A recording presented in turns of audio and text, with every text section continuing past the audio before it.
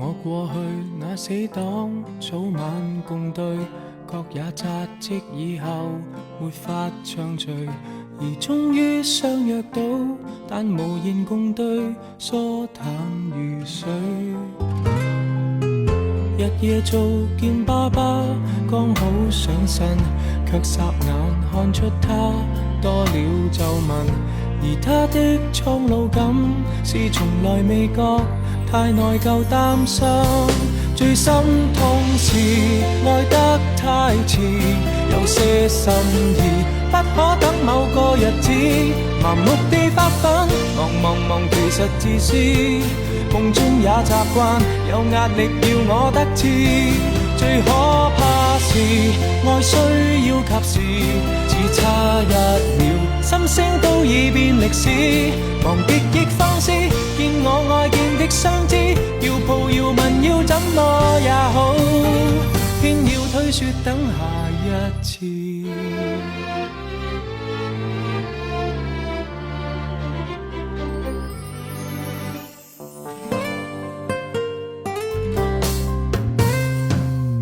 我也覺我體質仿似下降，看了症得到時別要太忙，而影碟都掃光，但從來未看，因有時趕。日夜做草的錢都應該夠，到聖誕正好講跟我白頭，誰知他開了口，未能捱下去，已恨我很久。錯失太易，愛得太遲，我怎想到他忍不到那日子，麻木地發奮，忙從來未知，